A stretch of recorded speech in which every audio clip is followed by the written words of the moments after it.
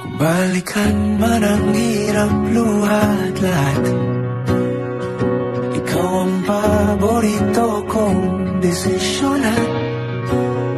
Pag napaligiran ng